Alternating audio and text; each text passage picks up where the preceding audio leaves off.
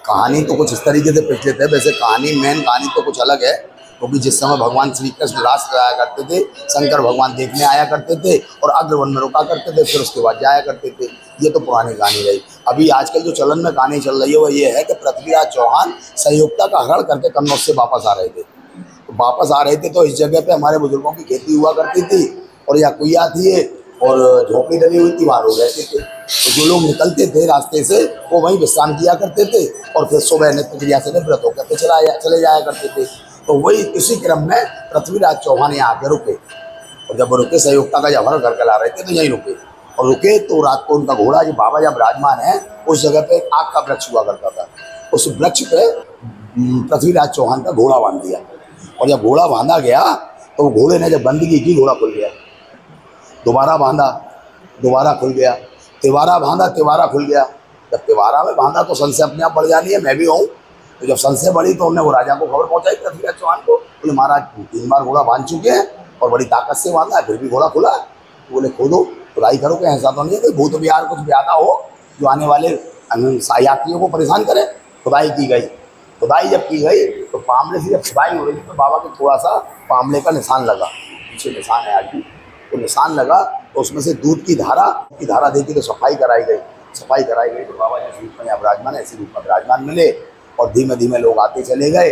और जो आते थे या रुकते थे, ठहरते थे, व्यापार के लिए जयपुर जाया करते थे, तो जो भी व्यापार के लिए जाया करते थे यहाँ रुकते थे। सुबह बाबा पर जल चढ़ाया और बाबा से अपनी प्रार्थना लगाई, बोले बाबा व्यापार करने जा रहा हूँ, अच्छी कुछ कमाई हो जाएगी तो उसका कुछ हिस्सा मैं अपने पृथ्वीनाथ पर भी लगाऊंगा। और बाबा अच्छी कमाई कर देते थे और आगे वो लौट के बाबा के यहाँ निर्माण कार्य कराया करते थे। तो ऐसी बांधता बाबा की बढ़ती चली गई और आज रात में सुबह विख्यात है पृथ्वीनाथ महादेव।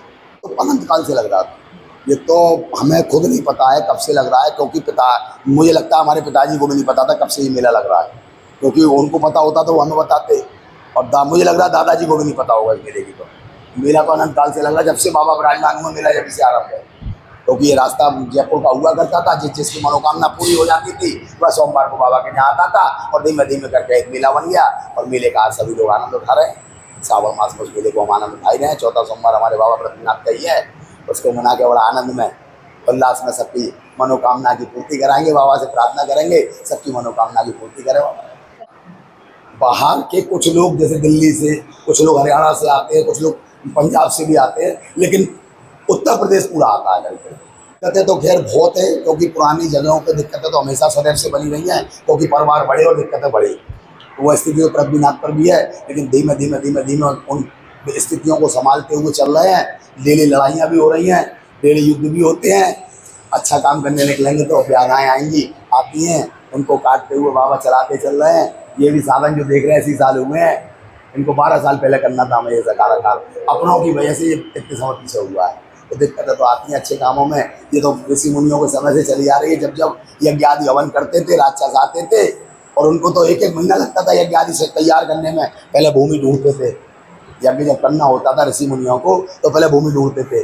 भूमि के बाद फिर जल की व्यवस्था ढूंढते थे, उसके बाद लीपा पोती करके 1 महीने में तैयार किया करते थे। और राक्षस का काम कितना होता था, आया हड्डी चूसता हुआ और हड्डी फेंकती, काम सारा खत्म कर दिया उसका।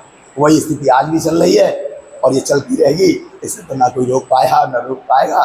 लेकिन बाबा चल रहे हैं। बाबा पृथ्वीनाथ भी धीमे धीमे अपने प्रोग्रेस पे हैं और सबका सहयोग है। शासन प्रशासन इस बात सबने खूब बढ़ चढ़ कर सहयोग किया है और मेरे मीडिया मित्र मंडली ने भी खूब सहयोग कर रहे हैं। जब से मेरे साथ जुड़े हैं मेरे मीडिया मित्र मंडली भी खूब सहयोग में लगी रहती है। और सबसे प्रार्थना, बाबा से प्रार्थना है सबका मन ऐसे ही बाबा में लगा रहे और सबके बाबा हित को पूरा करते रहे। ये बाबा से सदैव प्रार्थना बनी रहती है।